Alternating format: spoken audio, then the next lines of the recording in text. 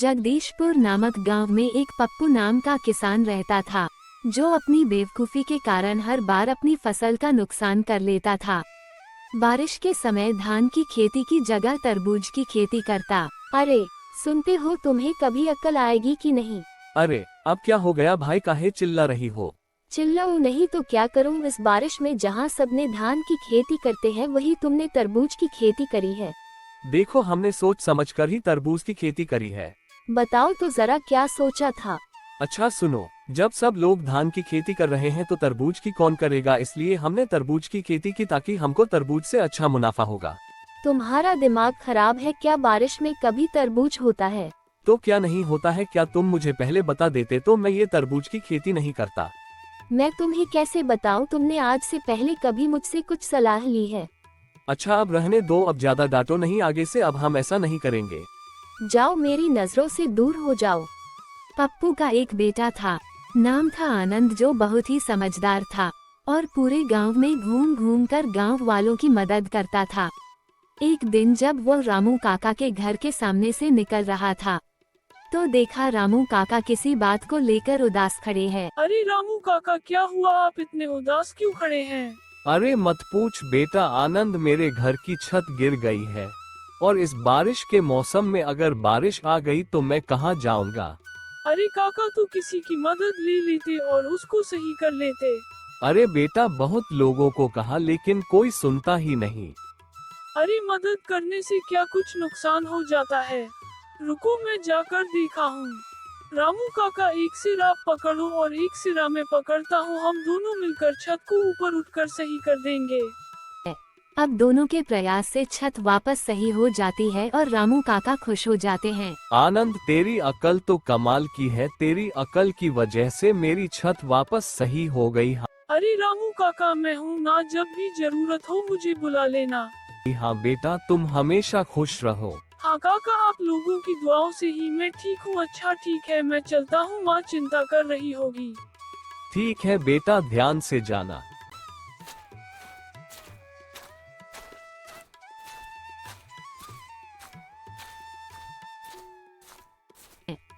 हर दिन ऐसे कामों के लिए आनंद को अपनी माँ की डांट सुननी पड़ती है। आज भी कुछ ऐसा ही हुआ।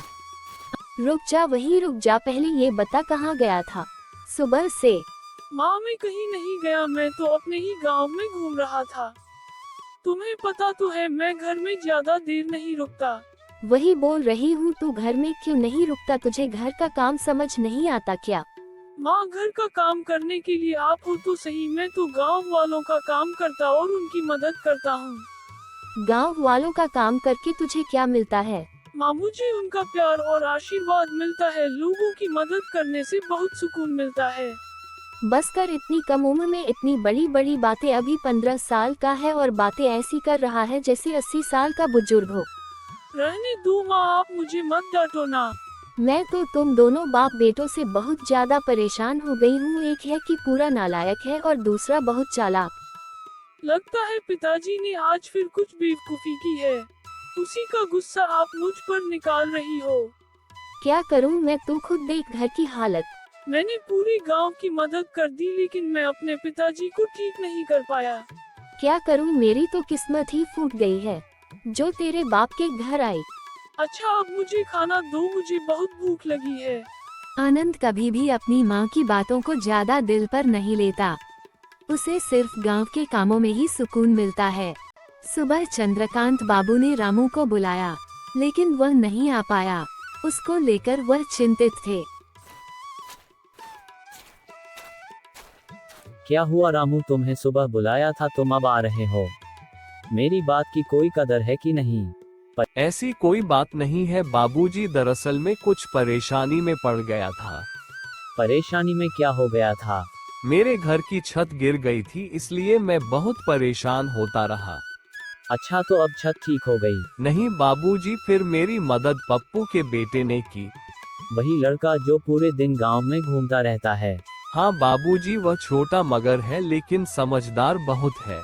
वह गांव के लोगों की बहुत मदद करता है। अच्छा, ऐसा है क्या? हाँ, उसके जैसा बच्चा पूरे गांव में नहीं है। हाँ, अच्छा लगा सुनकर, किसी दिन उसकी समझदारी की भी परीक्षा लूंगा मैं। हाँ जरूर, बच्चा बहुत तेज है।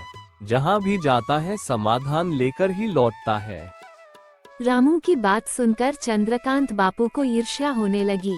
काश उनके बच्चों का भी इतना नाम होता पूरे गांव में। अरे सोनू बेटा, तुम उस जगदीश के बेटे को जानते हो? हाँ पिताजी, उसका नाम शायद आनंद है। हाँ हाँ, वही आनंद। हाँ, मैं उसे सिर्फ नाम और शक्ल से जानता हूँ, लेकिन कभी हमारी आपस में बात नहीं हुई। अरे बेटा, पूरे गांव के लोग कहते हैं वह बहुत समझदार है। क्या कह रहे हो पिताजी? अभी उसकी उम्र ही क्या है? ऐसा कुछ है क्या? मुझे भी थोड़ा अजीब लग रहा है, मैंने तो लोगों के मुंह से सुना है। मुझे ये कोई झूठ नहीं लगता।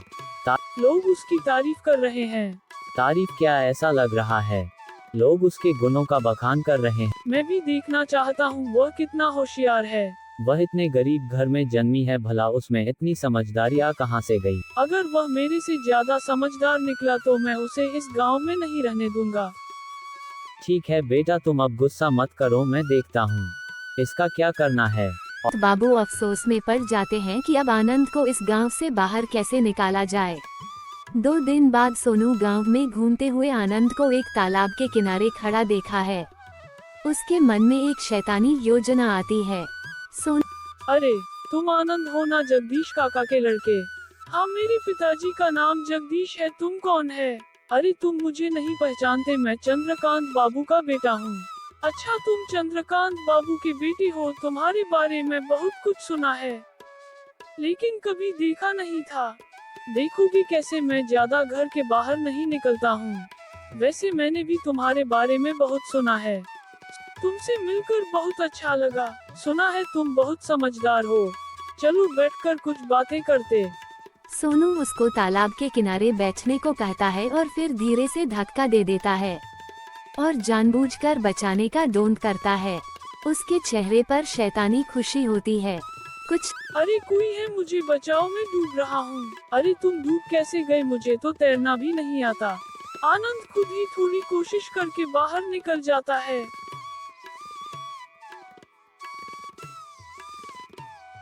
तुम ठीक तो हो ना? हाँ मैं ठीक हूँ, लेकिन अब मैं अपने घर जा रहा हूँ।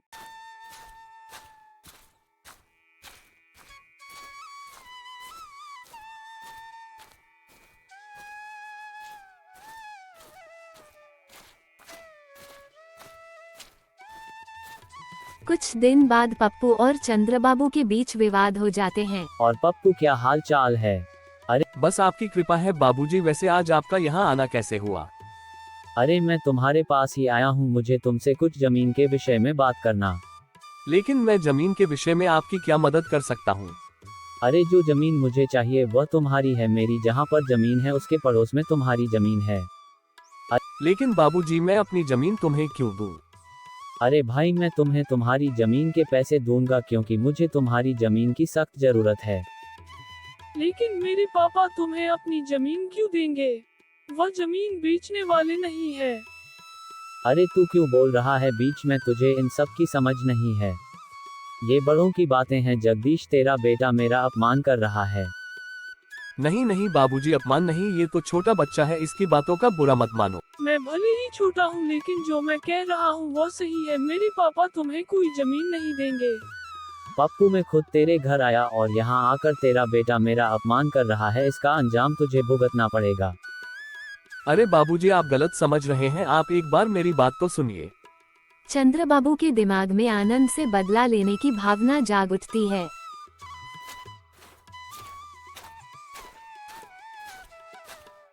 तेरी वजह से चंद्रबाबू जी को अपमान सहना पड़ा। माँ पापा को समझाओ ना। मेरे बेटे ने ऐसी क्या बात कही? वह तो सही कह रहा था। सही कह रहा था? अरे अक्ल के अंधों, अगर मैं जमीन दे देता तो कुछ पैसे आ जाते, घर अच्छे से चलता। अब क्या जमीन को चाटेंगे? माँ पापा को समझाओ ना। तुझे क्या लगता है मेरे समझाने पर उनको समझ आता है कुछ? चुप रहो तुम दोनों। मुझे तो लगता है तुम माँ बेटे मेरा घर बर्बाद करके ही रहोगे। क्या कहा? मैं अपना घर खुद बर्बाद कर रही हूँ? और नहीं तो क्या, ऐसे अपशगुन बोलने वाले लड़के को अपने घर में रखना चाहिए क्या? तो नहीं रखेंगे तो क्या करेंगे? घर से निकाल देंगे। अगर बेटा घर का भला ही नहीं चाहता है तो उसे निकाल देना ही बेहतर है। अगर मेरे होने से ही इतनी तकलीफ है तो मैं ही घर छोड़कर चले जाता हूँ। हाँ चले जा, वैसे भी तेरे से कुछ काम होता नहीं, बस मुंह चलवा लो। इससे अच्छा है चले जा। पप्पू की बातें सुनकर आनंद घर छोड़ने का फैसला करता है। क्या तू हमें छोड़कर चल जाएगा? मुझे रोने नहीं आएगा। माँ आप रो मत, अगर आपको दर्द होता तो आप पापा को पहले ही सुधार देती।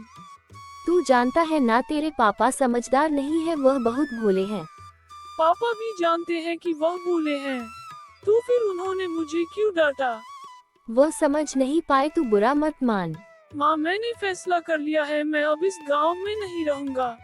तू कहाँ जाएगा, कैसे रहेगा? मुझे तेरी कितनी चिंता रहेगी। चिंता की कोई बात नहीं माँ, मैं अपना रास्ता खुद बना लूंगा। मत जा बेटा, मत जा, मैं तेरी माँ हूँ। एक दिन लौट कर आऊंगा माँ, और मैं तेरे सारे दुख खत्म कर दूंगा। जब तू आएगा तो मुझे और दुख होगा। नहीं, मुझे जाना ही होगा, मुझे मत रोको। कुछ साल बाद बाबू पप्पू को बेवकूफ बनाकर धीरे धीरे उसकी पूरी जमीन हड़प लेते हैं। देखो पप्पू, अब तुम्हारे पास कुछ भी जमीन नहीं बची है, तुमने धीरे धीरे मुझे सारी जमीन बेच दी है। अब क्या करे बाबू, धीरे धीरे बेचते बेचते पूरी ही जमीन बिक गई, पता ही नहीं चला। जरा इसकी बातें तो सुनो, बात तो इशारा है जैसे पूरी गांव की जमीन है, इसमें मुझे दे दी हो। अब जब सब कुछ बेच ही दिया है तो अब आप मेरे पास क्यों आए हैं? अरे भाई, अभी सब कुछ कहाँ लिया है? सब कुछ का मतलब समझते हो तुम? सब कुछ में अभी तुम्हारा घर बाकी है। अरे नहीं बापूजी, आप क्या कह रहे हैं? क्या मैंने अपना घर भी तुम्हें बेच दिया क्या? मुझे तो कुछ याद ही नहीं आ रहा। क्या याद नहीं आ रहा? जरा ध्यान से सोचो, आखिरी टाइम जब पैसे लिए थे तो ज्यादा ही लिए थे। याद करो, याद करो, याद आया कुछ? तो उस जमीन में ये घर भी शामिल था। यह क्या बात कर रहे हैं? इसका मतलब मुझे ये घर भी छोड़ना पड़ेगा? बिल्कुल, मैं तुम्हें अपनी जमीन पर क्यों रहने दूंगा? मैं बिल्कुल नहीं रहने दूंगा। अगर हम घर छोड़ देंगे तो हम जाएंगे कहाँ बाबू? कहाँ जाएंगे मुझे क्या पता कहाँ जाओगे, मगर मुझे अपना घर खाली चाहिए बस।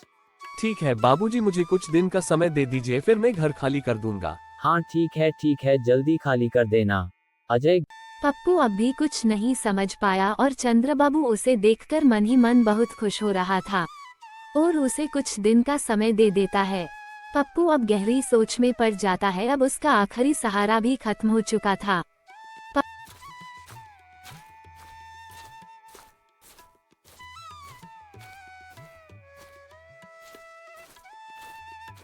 मैंने तुम्हें कितनी बार कहा था उस चंद्र बाबू के साथ मत घूमो, तुमने मेरी एक बात नहीं मानी। अरे मुझे क्या पता था? अगर मुझे इतना पता होता तो क्या मैं उसके साथ उठता बैठता क्या? तुमने नहीं समझा, ठीक है, लेकिन मैंने जब जब तुम्हें समझाने की कोशिश की तुमने मेरी एक नहीं सुनी। अरे मुझे अंदाजा ही नहीं था कि मेरे साथ ऐसा कुछ हो जाएगा। मैंने तुम्हारी वजह से अपने बेटे को खो दिया, वह तो शुरू से ही तुम्हारी बातों का विरोध कर रहा था। हाँ, अब समझ आ रहा है कि मेरा बेटा सही कहता था। मैंने उसे इतने सालों से गलत समझा, क्या करूं, मेरी अक्ल ही मारी गई थी। तुमने उसे घर से निकाल दिया, उसका पाप तुम्हें भुगतना पड़ रहा है। मैं और सजा भुगतने को तैयार हूँ, मगर मेरा बेटा पता नहीं कहाँ होगा, किस हाल में होगा। मुझे माफ कर दो मेरे बेटे। अब रो कर क्या फायदा, अब तो ये सोचो कि अब कहाँ जाएंगे। अरे अब तो सोचने समझने की क्षमता ही नहीं रही, कहाँ जाएंगे और क्या करेंगे। तुम्हारे दिमाग में कभी कुछ चलता ही कहा था। सर झंझट मुझे ही सहना पड़ता है, मैं क्या करूं? चिंता मत करो, मैं कुछ उपाय सोचता हूँ। पप्पू और उसकी पत्नी का जीवन अनिश्चितता के अंधकार में डूब गया। अब आनंद गांव लौटकर गांव के विकास के लिए प्रयास शुरू करता है। उसकी मुलाकात एक नंदिनी नाम। हाँ आपने सही सुना, क्या आपको? सुना है आप 2 दिन पहले ही गांव लौटे हो और गांव के लिए कुछ काम कर रहे हो। हाँ आपने सही सुना, क्या आपको कुछ आपत्ति है? नहीं नहीं, आप कैसी बात कर रहे हो, मैं भी ऐसे ही किसी इंसान की तलाश में थी। ये तो और भी अच्छा है। दरअसल मैं भी गांव के लिए कुछ करना चाहती हूँ, मगर मुझे कोई साथ नहीं मिल रहा था, अब आपका साथ मिल गया है, अब मिलकर काम करेंगे। हाँ अब मेरे पास भी एक साथी है, मैं भी अब और अच्छे से काम कर पाऊंगा। हाँ जी, मैं भी यही कहना चाह रही थी, आप तो बहुत ही समझदार हैं। तो आपने गांव के लिए क्या योजना बनाई है? वैसे अभी तक मैंने कुछ सोचा नहीं है, लेकिन अब सोच रही हूँ कि गांव के अनपढ़ किसानों को कृषि के बारे में बताया जाए। हाँ ये तो बहुत अच्छी बात है, मैं भी ऐसा ही कुछ सोच रहा हूँ कि गांव के शिक्षित किसानों को लेकर एक संस्था बनाई जाए। ये तो और अच्छा होगा, इससे हम किसानों को और अच्छे से समझा पाएंगे और हमारी संस्था भी आगे बढ़ेगी। तो फिर मैं गांव के शिक्षित लोगों को इकट्ठा करती हूँ। हाँ जरूर कीजिए, फिर मुझसे संपर्क कीजिए जब तक मैं संस्था की शुरुआत करता हूँ। कई साल बाद जब चंद्रकांत बाबू को जब ये पता चलता है कि आनंद वापस से गांव आ गया है तो उनके दिल में बदले की आग वापस सुलगने लगती है। अजय गांव पर ठीक से नजर रख रहा है ना?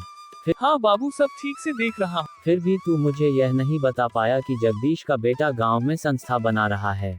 ये खबर तो मेरे पास भी थी बाबू, मैंने सोचा ही था आज आपको बताऊंगा।